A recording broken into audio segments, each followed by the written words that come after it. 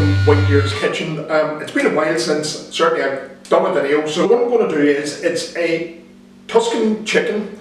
It would be suitable for people that are either on a low carb diet, or indeed people on a keto diet, or maybe people who are very at the higher stages of the Atkins diet. So anyway, let's get cooking. Really tasty dish. Okay folks, so what I have here, and because I want to make this as low carb as possible, trying to lose a little bit around the tummy, I have roughly just about 14 ounces of almond powder. It's not going to make any difference to the taste here, it's just lower in carb than all-purpose flour. So, and this is just for dredging the chicken. So to that 14 ounce of almond powder, or 14 grams, not 14 ounces, I said 14 ounces, sorry, 14 grams. I have a teaspoon of oregano. I have a teaspoon of dried basil. I also have a half a teaspoon of black pepper, 3/4 of a teaspoon of salt, and also I have 1 teaspoon of paprika. So it's smoked paprika. So I've just mixed it all together. What I'm going to do is I'm going to dredge the chicken in this. I'm going to place it then on a baking tray and put it into the oven.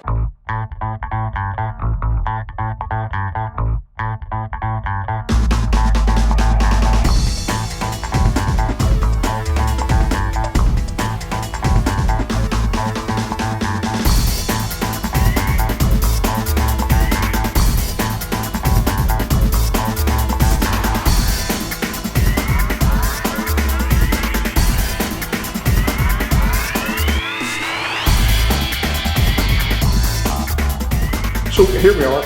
I've got my olive oil just gently heating. I'm going to have these. I'm going to fry these up till they're golden brown on either side, and then on that baking tray that I've brought them over in, I'll pop them then into the oven, more or less to finish off the cooking. Okay, so there we are. That's those in. I'll come back when they're cooked and show you what they're like before I pop them into the oven. So folks, that's them. I've cooked them roughly for about 5 minutes or 4 to 5 minutes on each side. So I have my oven, and mine is a fan oven. I've got it roughly at about 150 degrees. So I'm going to put these onto the baking tray that I had them on earlier, just to bring over to my oven or cooker. So fry those, and they will then go into as I say, this is a fan oven, 150 degrees centigrade, and they will go in for probably, I'm going to say roughly, about 10 to 12 minutes. If it's a conventional oven, 160 degrees centigrade, 170.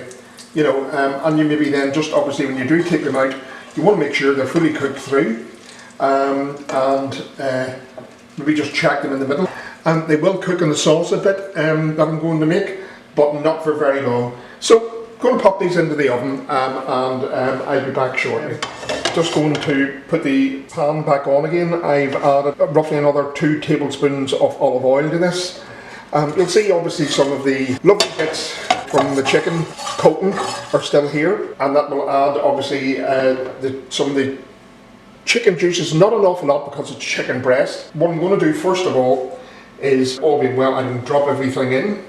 I have 1 large bell pepper or capsicum red, along with, I'm going to say, a medium red onion that I have diced as finely as possible, and saute this just for a few moments. The chicken breasts are cooking away in the oven.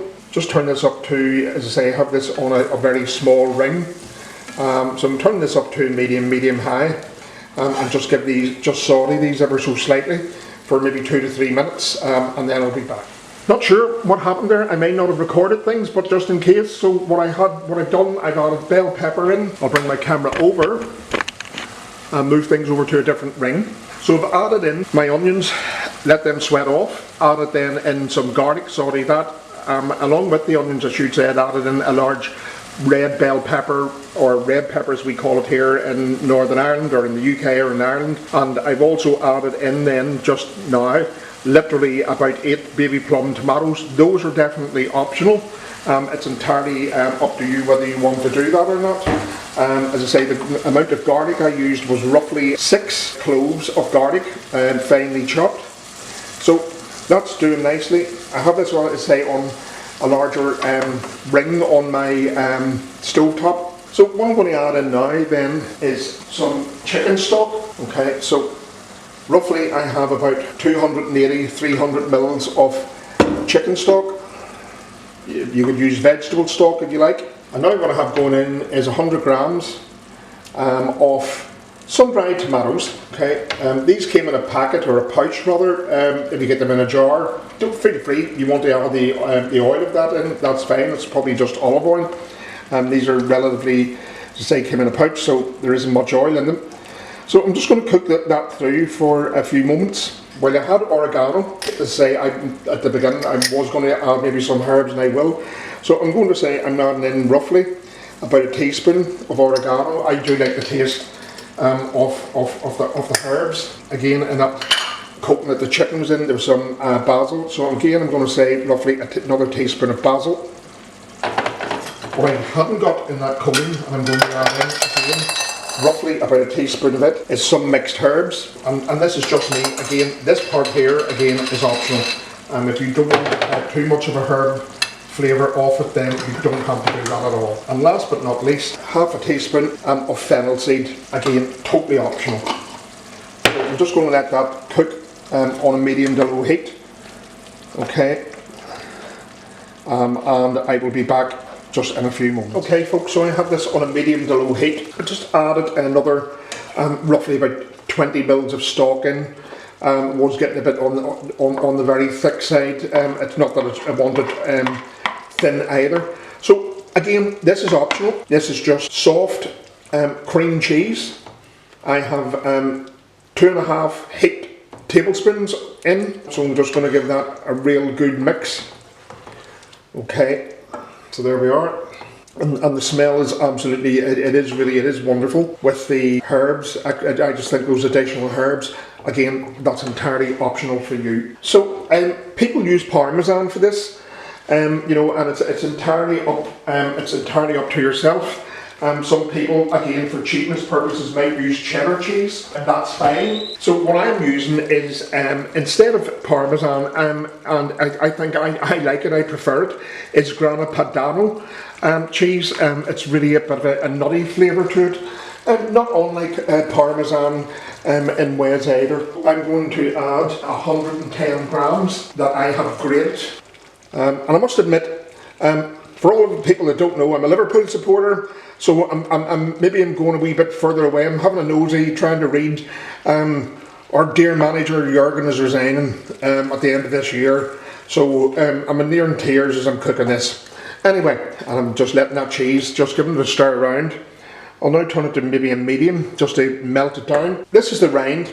I'm just going to add this in. You can add this into a soup, and even the rind of Parmesan, you can add that in. If it obviously hasn't dissolved, which is highly unlikely, but it will give more flavour, I'll take that out. I mean, nobody will be eating that unless it melts, but hardly at this late stage after putting it in. But, you know, waste not, want not, that's my motto. My last ingredient, I'll just let it cook for a tiny while, is heavy cream, as they call it in the United States. We call it double cream here in Ireland and the UK. So there we are. So that's roughly about 110, 120 mils. I'm going to say 110 probably of it. You can add a bit less. Again, this is entirely up to you. I mean, you're the person that's going to be eating this. This is my version of it. And some people maybe add thyme, some people add sage, you know, and I'm not going to say this is authentic by any means of the imagination. And as I say, the wine that I used was the Pinot Grigio. Again, it's good for people that are, you know, on cooking. I don't mean drinking, as in by the bucket load, but it is good in terms of low sugar level. So that's that. As I said, I'm going to let this cook on a medium low just for maybe about 5 minutes. And I'm not sure, hopefully it's not blurred, but there's my chicken. I did cut it in each part just to see, and it's still really juicy. So I'm going to say probably about 15 minutes at the temperature I had said. Okay guys, so it has been cooking for a slight while, so excuse the fingers. I'm just going to gently put the 2 chicken breasts that I sliced in half, I'm going to put those in. to the sauce and just let them heat through. And there has been some juices have come out from the chicken. I'm just going to empty those in.